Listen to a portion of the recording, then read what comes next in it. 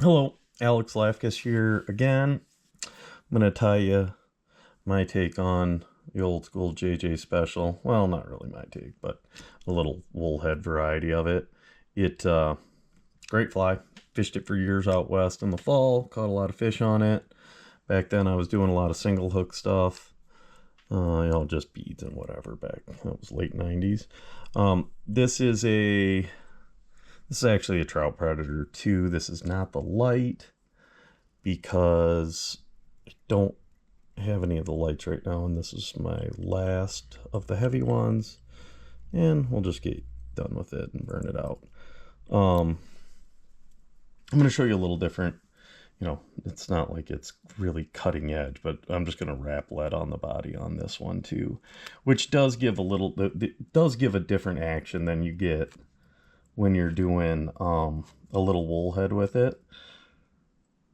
It's different than adding like lead or bead chain or any of that, like lead eyes, pardon me, or bead chain. I'm starting with this golden brown marabou, which is a little different color. I like it though, looks good.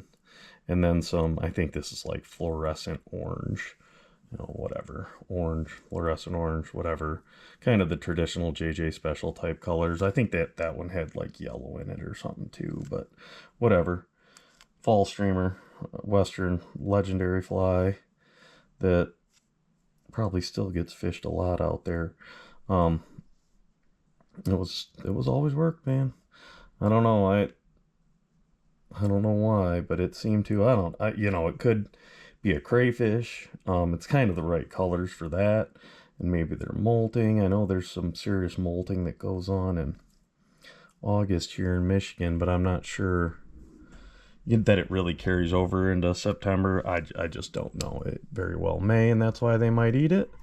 It might just look brown trouty enough that they're kind of killing all the browns as they get close to spawn season. I'm not really sure, but I do know it works. There was also the old LaFontaine theory on that stuff too, which was like I think he called it like his ambient light theory, which is like you get so much color, whether in that natural environment that kind of matches this in the fall. I think that was his theory. I'm not sure if it's true or not, but whatever. And then we're just going to go in and tie in some of the very poor Chinese strung I have in brown. You're just basically doing a palmered woolly, just a woolly bugger at this point. And that's going to be your back hook. And it's basically like a double hooked woolly bugger with, a couple rubber leg and this one's going to have a little egg yarn head and a little weight. So then I go to my medium rayon chenille, real basic stuff. You can use whatever flashy stuff you want. I'm kind of, as I've mentioned before, a little less thrilled with a ton of flash. So this will have 0 flash. And then I'm going to add 2 sets of medium round rubber legs. So I got orange and yellow. I always kind of thought maybe this stuff looked like a crayfish, especially when you use these stiffer medium round rubber legs, because they really do kick well. Like they shock back and open and shock back and open, which, I'm not sure if that's all it takes to make the right thing, make a crayfish look right or not. I don't know, but that was Del Brown, an old saltwater fisherman's theories, make something that acts like something, not something that looks like something. And I've always thought like this and that tequila bugger, kind of same thing, where those rubber legs really shock, really pull back like claws on a crayfish when it's swimming. But that all might just be in my head. What I do know is fish eat them, so this type fly, so we keep fishing it. This hackle looks a little long, but whatever, it's going to be fine. Usually I like to do a little smaller to start and then have it a little bigger on the front side, but whatever, it's fine. Whatever, it's fine. And we're just going to go up here, get some of the slop off the stem, a little thicker material in there. And this is a color pattern too that I tie those wet skunks in. and do fish a little later in the year. I don't know, might work all summer. I just have such good luck on the yellow and that yellow and brown variegated chenille with yellow or white legs and the black and white that I do run a lot of this. As far as these go, like, I have a tendency to really fish them in the more, you know, non-minnow color. So whether it's olive and ginger, black, this brown and orange, whatever, olive and black, brown and olive, whatever it is. You know, I just really have always kind of done that. Not that they don't work in white. I just don't have, I don't know, I tend to fish more bait fish type patterns when I'm doing that white stuff, like those flash tail deceivers like I've tied, the brush heads when I'm going big. You know, just kind of mix it up. Dab a little glue on there. But, and you know, I might pull out my fly boxes one day and do a little, I don't know, I guess you call it like just a little show and tell. But it's a little excessive, the amount of stuff I have. And it's not, you know, more of it's like just a handful of patterns, little changes to this, that, the other thing. But it's more about size and color, and having variations and the colors I really like in a lot of different styles. So there's the back half, just a little rubber leg woolly bugger. But you can see how stiff those rubber legs are. You know, they're gonna really pop around and come back to their spot. So next is this is a Trout Predator Light number 1, obviously hooks of choice for you guys. I'm trying to keep it in the 3 to 4 inch, whatever size, you know, smaller than big, not necessarily looking huge. You know, it's kind of, I fish a lot of this stuff pre-spawn, and not necessarily pre-spawn as much it is that we have such low water too. And one of the biggest things I think about streamer fishing is always matching the size of your fly to the size of the water. And when the water is really high, I'll fish more bigger flies. But when you get low water, man, I tend to catch a lot more big fish on 4-inch flies than I do 8-inch flies. That's just, it's what I've seen over the years. You know, I tried hard with the 8-inchers. Now, there was a difference. When nobody had 8-inch flies, that was different. When everybody started running them, then it kind of changed. And even those days when we had a ton of those fish going on 8-inch flies, you got a lot of looks and a handful of bites. So I always think back to the big ones we caught, but I remember having days with those 8-inch flies. There was a lot of looking going on and not a lot of eating. You can really feed fish more this size fly. They do like it. So I'm going to do a little mono loop back here. And then with there being a hook back there, I will double this over just for peace of mind. I don't know that I've ever had one fail. So once I've got it connected, I'm going to go ahead and add my lead. And I'm just going to wrap it kind of from the midway point of the hook shank going up. This will give a different action than pinning the weight on the eye of the hook. You know, I got 10 or 12 wraps in there. Oh, my lead's a little beat up, so it's going to break a little. Might do just a couple more wraps here. I got another little piece sitting here. But I just want to get a little bit in this midsection, kind of behind where I'm going to put that egg yarn head in, just so it doesn't get in the way. There, I'll use my new scissors to cut lead, so that'll surely keep them in great shape. And then we're going to go back and tie in some of the stuff we're going to want here. First thing I'm going to do is add just the little puff of marabou to cover up the bead.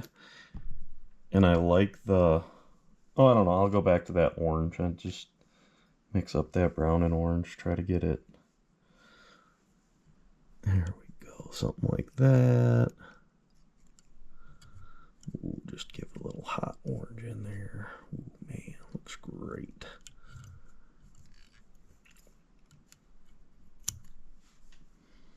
Little orange. I guess you could have added yellow if you wanted to.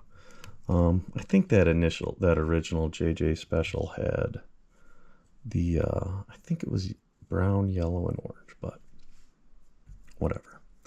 Go in, tie in my very suspect brown Chinese strung saddle. Actually went and looked for more today. Couldn't find anything that was any better. So, stuck with my trash I have. Then we'll go up and probably just add those rubber legs right on top of those last couple wraps of lead.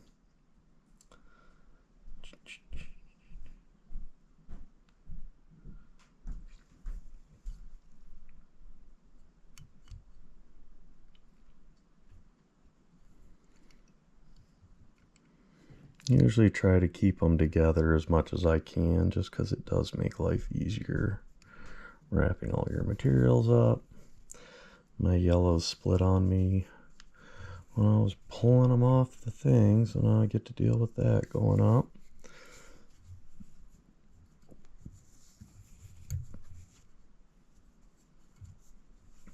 Which is now going to make it take longer, but whatever. But if you start tying some of these little egg yarn heads and stuff with this weighted body, you'll see that different action too, and it definitely swims different. You know, weight placement on a hook is pretty important with how a fly swims.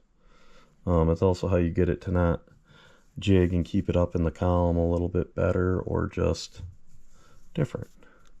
And that's kind of what I'm looking for, you know, is just different. I've got some that fall hard.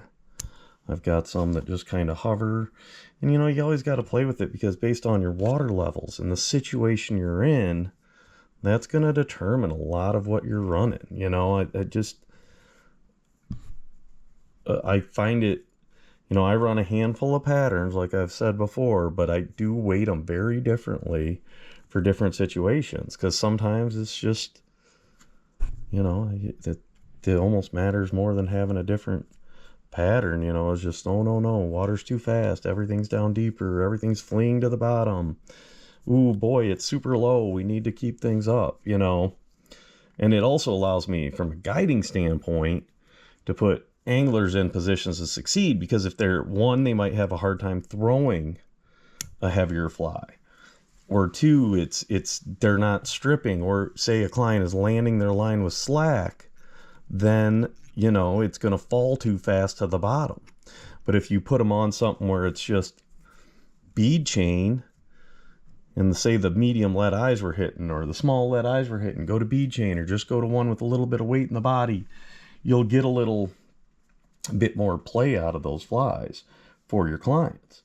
I mean, that's the guiding stuff, is really, it opens up your eyes to doing different stuff, because you know, if you're a guide and your objective is to not get your people to catch fish, you're doing the wrong thing.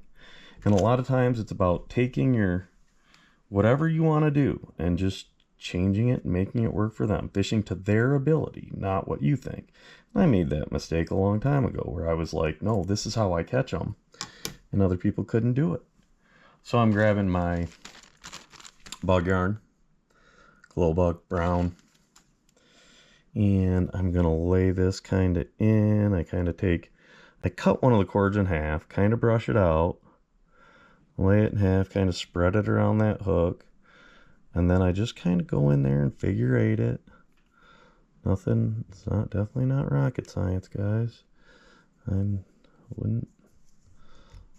Just keep it easy. And then you'll see that'll kind of spray around there a little bit. Get it to cover, wrap the thread back over it a little,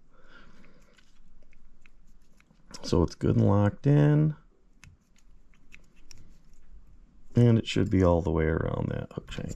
And you can even go in with your brush now and just make sure it's kind of everywhere. That's not much egg yarn. Probably going to have to make sure I get a little more brown in there, which I will. You might do a little dot of orange in there. I mean, everybody in Michigan's going to have a little bit of orange egg yarn at their house, I would imagine. I mean, how could you not? I actually gave a ton. I kept the materials, but I had like 8 million egg flies tied from I don't even know when or why. Well, I guess I was steelhead fishing a little years ago. And I gave them all away the other day. I was like, I don't think I need that. And my buddy who guides for salmon and steelhead was pretty happy. He didn't have to sit down, and I probably gave him enough for the season. I'll add a pinch of orange in here now. Just a little bit of orange. That's you look kind of good with that little bit of orange. Just a little highlight in there.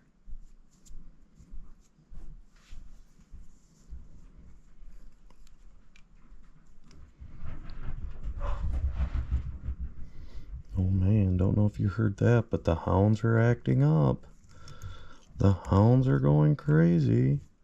We'll just do a little hot spot head with that orange there. Oh man, that's gonna look awesome. But I am going back over it with the thread to make sure it's good and solid. Then just a little piece of brown now. Kind of cover it up, and then we'll finish it off and trim it up. So a pretty simple fly, but different. You know, and that's different weighting. It'll swim a little different. You know, Russ used to fish a bunch of stuff like this a bunch of years ago. Kind of between the circus peanut and some other stuff. And this was one, you know, we tied them in a lot of natural colors and caught a lot of fish on them. And then we just kind of got away from it. Not because it quit working, just because it's fun. Everything's fun. You just kind of mix it up as you go. Well, now there's a ton of egg yarn on there that we will slowly pick at and get rid of. I'm going to do some whip finishes here at the eye of the hook. And I'll add some glue after I trim it, but you know, it's... So then we just want to, always with this egg yarn, you know, or wool or whatever you happen to have. Wool would work fine too. I just happen to have the egg yarn in the orange, and I wanted to put that little hot spot in there. So, and then you just kind of come in and trim it nice and easy. However you want it, however big you want it. I usually don't go too big because you don't need a ton. Any of this stuff for as a blocker head, it doesn't take a ton of material to, you know, get it to do what you want it to do. So we just trim her down a little bit and get her going. And my hounds are acting up. They're barking and running and being general psychos. Well, that's good. Why not? We have no kids, so better spoil some hounds. And boy, they got it made around here. The one little one we just got, she's a year old, and we think, they said 2, there's no way. She's declared war on every remote control we have in the house, but hasn't touched the fly tying material yet, so I don't know if I should be scared, happy, or what. But I do keep an eye on it, because that little monster can't be trusted.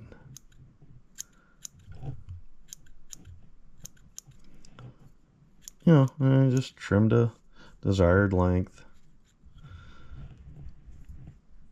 Take a little bit more off that side. A little bit got pinched there, but whatever. And sharp scissors do help. I'm actually using a pair that aren't as dull as my last ones. You got a little orange head in there. Got a little collar of some egg yarn. Oh yeah, that ought to be the guy. Pop these rubber legs off so they're all spread out. And that's basically the guy right there. So, but it'll give you a little different presentation too. You know, it's going to be kind of like that walnut. You should get more swim out of it because just where the weight is and the fact that you've got a little bigger head on it. And it'll give you a little more swim. Once again, another nice color combo for fall. Old school, man. JJ Special. Just a modern day JJ Special. 2-hook, wool head, whatever. But that's basically it right there. You know, nice, pretty simple. And you can usually see how those rubber legs just really stick out, and they'll really kick a little better. But I don't know, something else for you guys to tie and try and play around with. Fill those boxes. If there's nothing else to do, you can always fill fly boxes, which, you know, but yeah, hit the like, hit the subscribe thing. You guys are keeping me motivated. Lots of comments coming in, questions, which is good for me. Yeah, keeps me going. You know, I'm hoping weather will change at some point this year, because it has been, you know, just standard issue. Late summer, boring, dog days of summer type stuff. Had a couple good musky days, no cameras rolling. Had a few bad days, cameras rolling. So we're back to tying, looking for some trout stuff, and had a good day with clients the other day. Unfortunately, they did not land them, but what are you going to do? So thanks for checking it out.